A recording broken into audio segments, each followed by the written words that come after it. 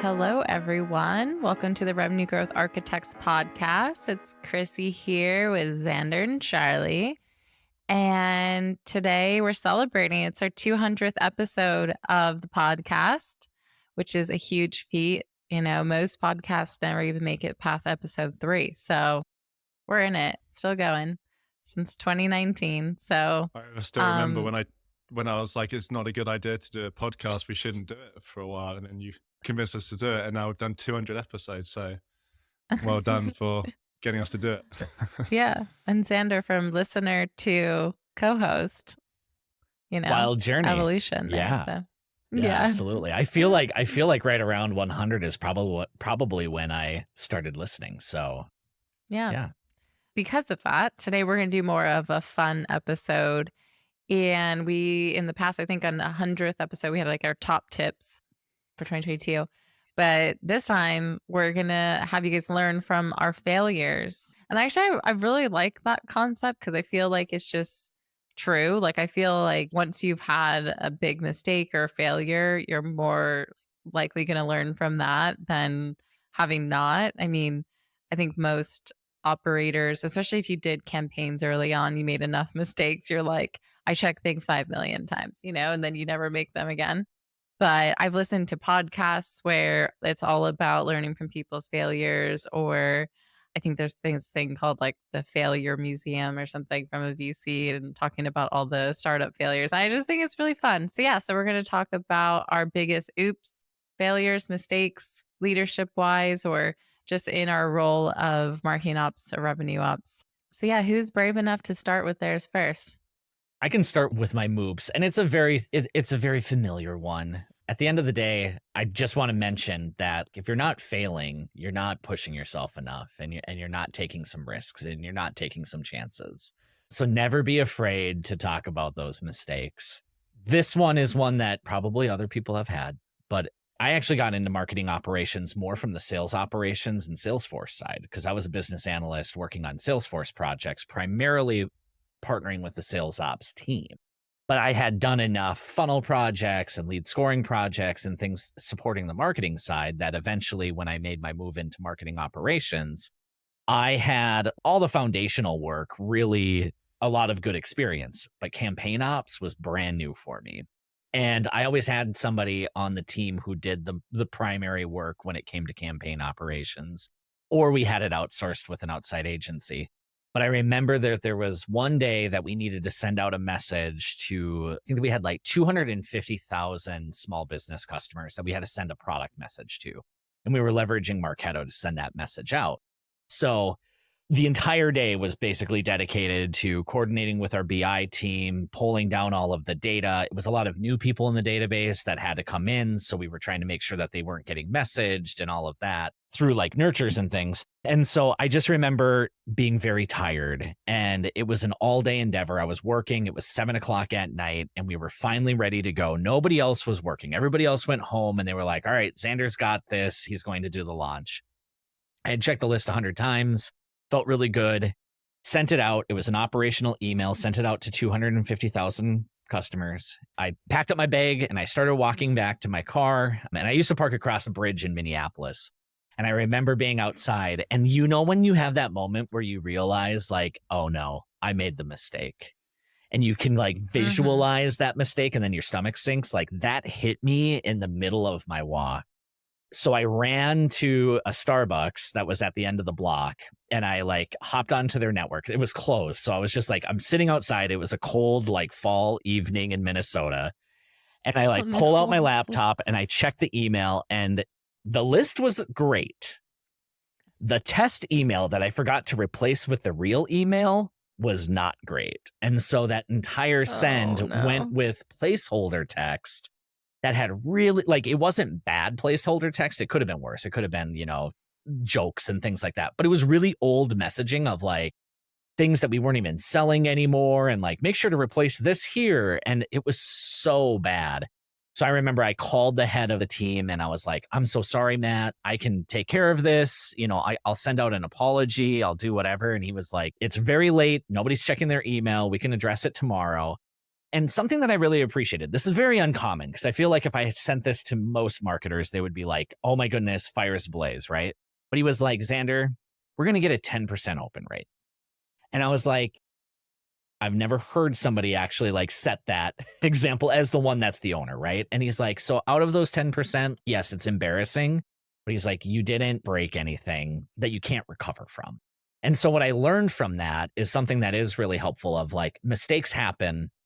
You do have to recognize what's the overall impact and really try and figure out, is the overall impact something that you need to immediately address, or is it something that you can address? We took care of it the next day. We had the right Tiger team to take care of it, but I could have done something way worse and sent out another email to everybody and just kind of continued to roll that into the wrong place. But that person really was able to like help set some parameters and say it's not going to be the worst thing in the world.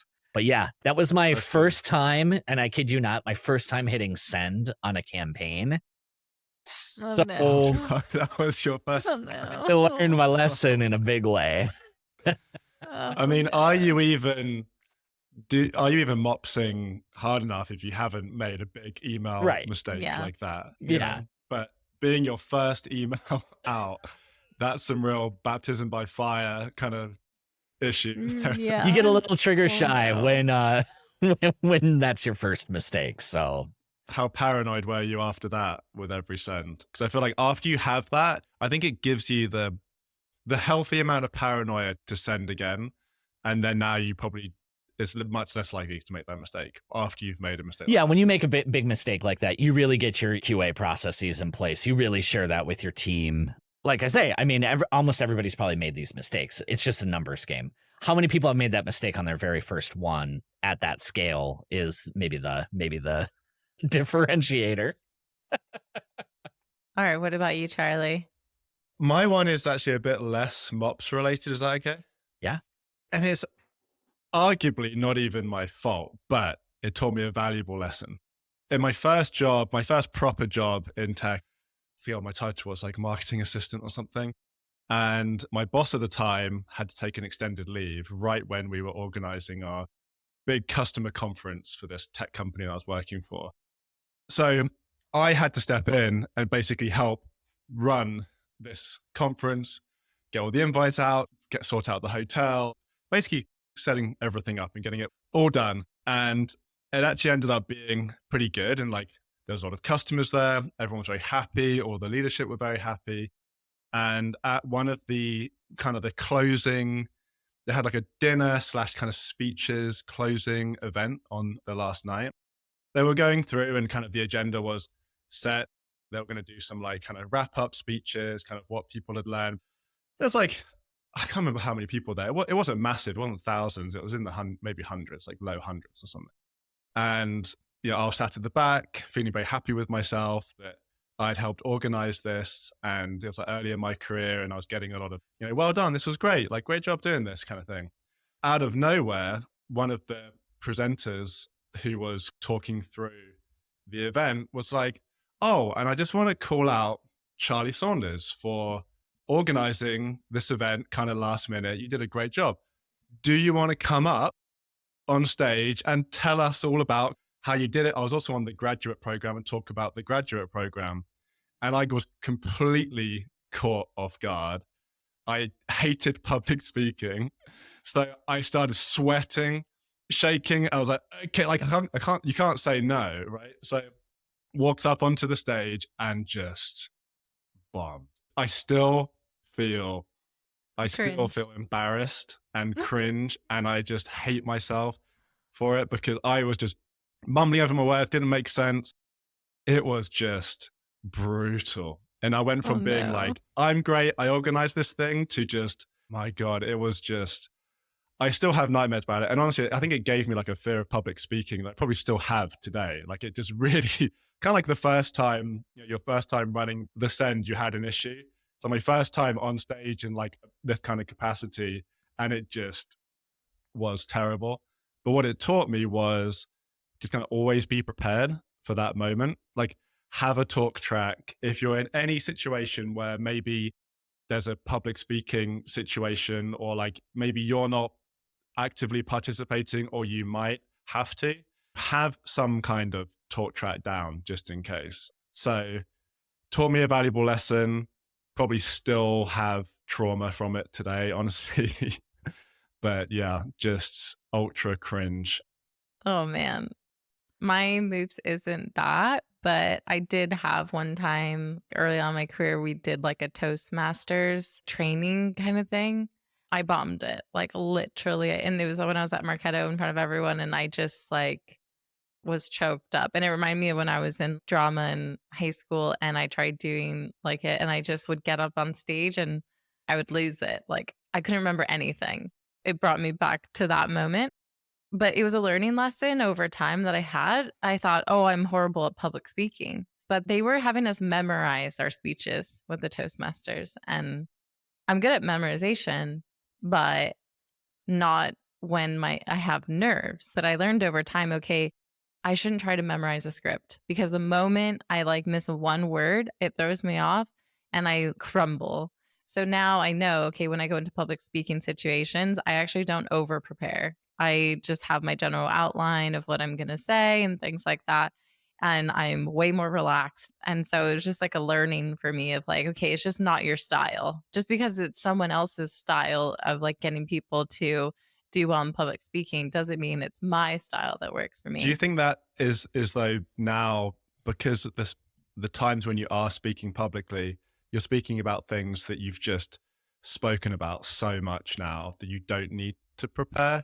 But like if it was something that was less kind of just like easily recalled, you would need to prepare? I do, but I also think then you shouldn't be the person public speaking about it.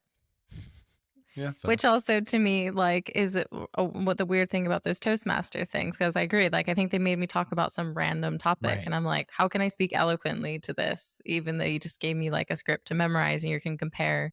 But I agree with that, and that's why I think those type of scenarios and learnings to try and learn how to be a public speaker just don't work. That's in my opinion, but.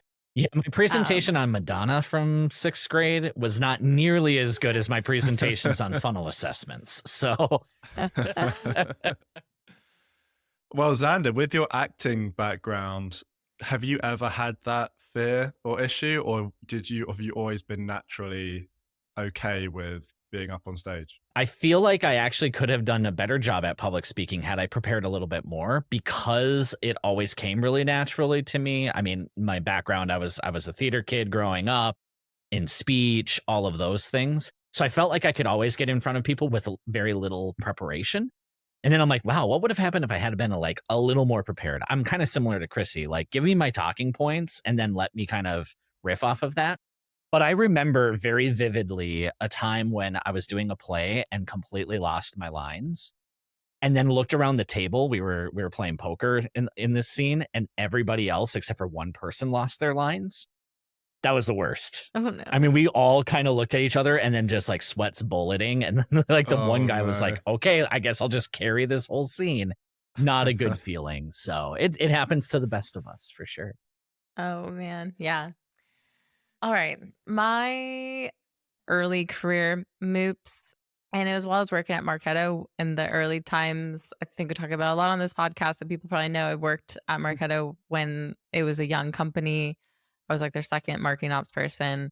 But during that time, it was very hardcore. The pressure was very high. The expectations were very high. It wasn't a environment of like, we can make a mistake.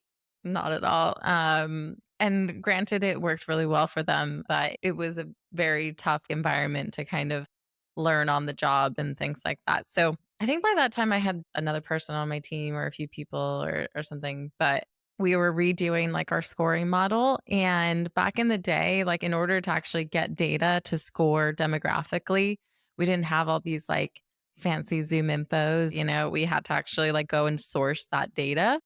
And the way we could match it to people was actually just running campaigns based on like their company domain. So we'd like strip domains of companies using a competitor or certain industry or something like that. In this case, we did ones where they were using a competitor, and we built out smart lists to say like, if their email address contains, at whatever, then we would score them demographically. And we had this concept of like a target. So whoever was a target, like met a certain demographic, then your threshold to MQL was really low. But it was also a measurement that we just had. And then also at the time, our funnel was all built in Marketo. So we used like revenue cycle modeler. And so if you became an MQL, like instantly that was marked in RCA in the system. And then on top of it, we also created for MQLs, we sent email alerts to our SDRs, and we set an interesting moment in Marketo, which everyone knows you cannot remove. So I think someone on my team built the list. If you're a leader, you Whoa, assume passing off blame here already. I know. Well, you assume responsibility though. Like that's what I mean. And I was the person to blame because I was QAing it, and I went through, and it was like 1,000 domains, and it was a few filters because you can only do a few domains in it. I think it was like 1,200 domains in one filter or whatnot. And I accidentally missed one of them that was just at. So just if your email address contained at, and then no anything after that. And with the new scoring model, then we reran it because they were like, oh, we want to be able to see that like if some people could MQL now per our new demographic rules. And if you were using a competitor, basically it was a very low threshold. You're instantly probably going to MQL because at that time, if you were using a competitor and you're interested, they wanted to talk to an SDR. So yeah, we ran that batch and literally set MQLs for hundreds of thousands of leads that met that criteria. I think it was like just around 100,000 or maybe a little bit underneath that. But there was the trickle effect. All of the alerts went out. I had to email all the SDR team. Even the interesting moments were set. I had to try and put a request into engineering to say like, hey, can you just take out this interesting moment that they're using a competitor and all this kind of stuff. And also it's an MQL. And they were like, no, but we can like change the naming on it. And I was like, okay. And then on top of it, all our reporting showed this massive spike in those people. And at the time, John Miller, bless him, but like he was doing all our reporting and he saw it. And me and my boss basically had to explain what happened.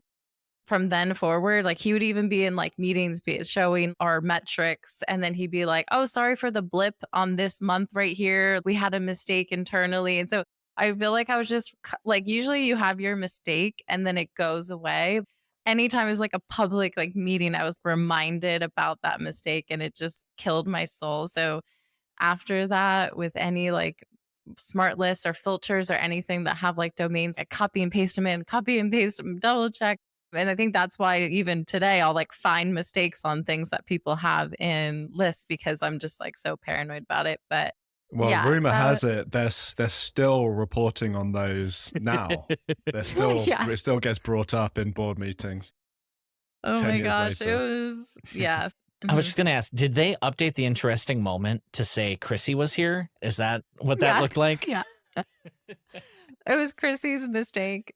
Oh my gosh. And like I said, it was not the environment where like your boss, where it's like, oh, that's okay, we'll be able to fix it, or it's we can roll this back. It was like, wow, that was a really big mistake. How could you guys have let this happen? And so you had to like let that simmer for a while. And I was pretty junior at the time, and I don't have that personality type that is like, yeah, I'm just gonna like let that go. So it was tough, but I think that I definitely learned. And yeah, I think that's what all those failures do. It just reminds you. That's why I think for some people that are early on in the career in operations is you always start out very confident and thinking that like, oh, I can do this and all this kind of stuff. You make a few mistakes and instantly you're brought back down to earth and you realize, wow, there's a lot more that I need, I need to be careful about. I need to know. It's complicated, and you just continue to do that. Do you want to go around and kind of do the last three here in rapid succession? Sure. I've got a couple, but I'll do them quickly. So one is that time when I sent a Tiger King gift to one of our clients' CMOs. We were on a texting basis. we were texting about like the contract and other projects and stuff. And for some reason, I was going to send the Tiger King gif of the guy riding the jet ski, slowly taking off his sunglasses, looking directly into the camera. I think I was going to send it to you, Chrissy, maybe. So I don't know why. Yeah. Anyway, I think it was like a thread with our friends. Yeah. And I sent it to her and I didn't realize. And then she sent back like, like, what is this? Because she had never even seen Tiger King. So, and I had to explain what Tiger King was, which also is kind of weird because if anyone's seen Tiger King, like it's kind of hard to explain. So that one taught me check your send lists, even if they're one person big. And then the other one is, it wasn't actually technically my fault, but it was a really good lesson about not using tokens in autoresponders. One of our clients had a token like first name in autoresponder that was hooked up to one of their forms. So when someone filled out the form, it would get sent. And then it was in the tens of thousands spam leads come through where they had insert into the first name field something along the lines of, if you want to see these sexy pictures, go to this link. And with all the leads that were created also were not just like spam email addresses. They were like charliessaunders@whatever.com. So there were a lot of people that got a random, do you want to see these sexy pics link from my client? So that was a fun one to try and fix for them. So learned, do not, in any autoresponder right now, if anyone's listening, remove the first name token. No one cares you signed up for a webinar, hi Charlie. No one needs that in an autoresponder. Just take it out. It's not worth the risk. So anyway, there's my last two. Oof. Good call. I will fire off. It's just one. It's more of like a leadership management mistake that I had made, but I remember I had somebody that was really great in their current role. They were doing like data stewardship, cleaning data, operational in nature, but really, really strong person in this role. And we had an opening for an analyst. And so clearly a person who's really good at data, I wanted to make them a marketing analyst, right?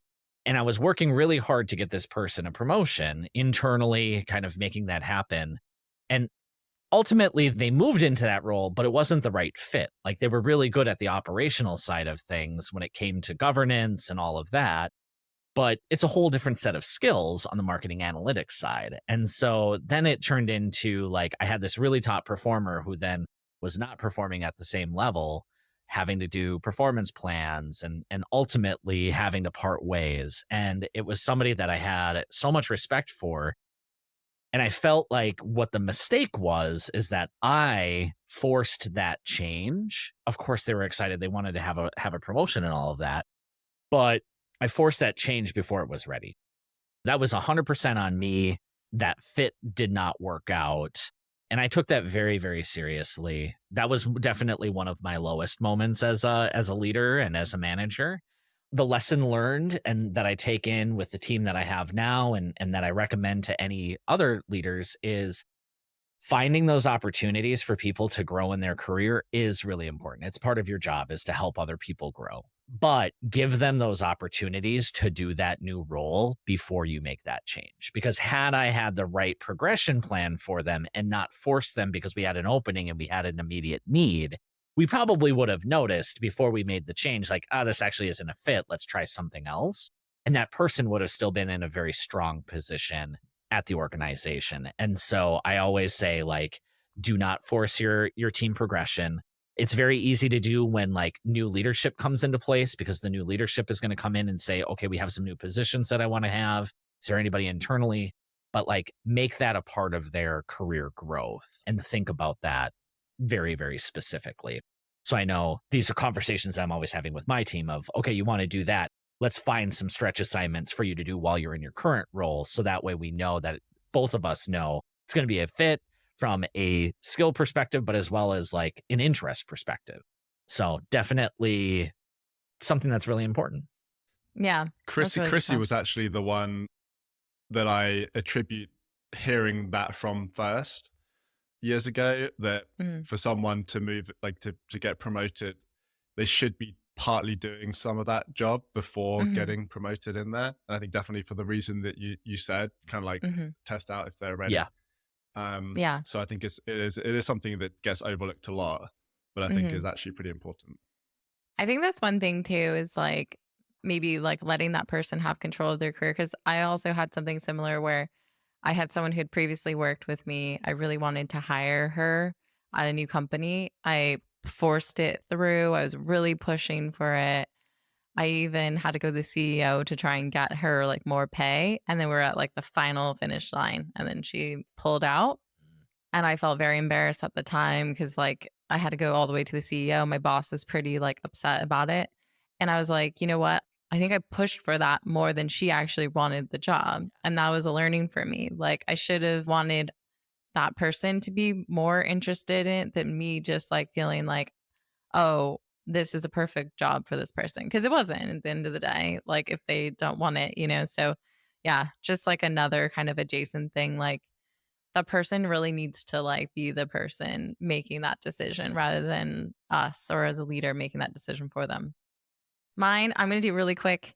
Mine's just another moops, but unfortunately, this was with a client. So it's hard to say on the podcast, but it was when I was like very early postpartum after my first child with Ava. And I came back to work pretty quickly, like after 8 weeks or so. I think this was maybe like my first week back or second week back or something like that. But I was working with a client to do a switch over to a new marketing automation platform, and we did like a purge of their data.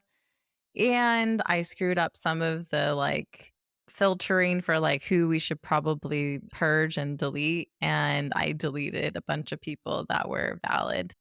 And at the time, I was very like probably not in the right mental state to maybe have been working on that type of work. And then also very sleep deprived and things like that. So it was a learning lesson for me like, okay, when you're in that vulnerable state, you should not be dealing with that level of work where you need to be 100% on it. And then at the time, we had a much smaller team, not a lot of resources. And so there wasn't a lot of like, hey, can you just make sure you check this? We are very strapped as a team. So Well, it was just yeah, four of us, right? yeah, it was just Me and you and four Christy of as well. us. And I wanted to be like, I can do this. You know, I'm back. I was dealing with a lot though at the time. So everyone has a different experience, but just wasn't in the right space. And luckily, I was smart enough though to keep a record of all of the data that we did purge. And so I was able to fix it. But yeah, Take just a like backup, friends. always have a backup. Always. Always. So I was very grateful for that. Yeah. So that was mine. Lesson learned, but the lesson there, keep a backup. And also, if you're racing back to work after a big life change, you definitely want to ease your way back into things for sure and have QA. Have a QA. Have a second set of eyes. Yeah. Yeah. Alrighty, everyone. Well, I hope you enjoyed that episode. It's pretty fun, funny, and you can, you know, we're all humans. We're not perfect. Even us. I know it's hard to believe, but we make mistakes too. So, yeah, I hope you enjoyed going down memory lane with us. And if you have a big moops or anything, share it with us. Or if you thought this was funny, share it socially and share your moops. But, you know, keep it to yourself if you want to too. I totally understand. All right, everyone. Thanks for celebrating 200 with us. And thank you for listening all these years if you have been with us. And we'll see you next time on Revenue Growth Architects. Thanks, everyone.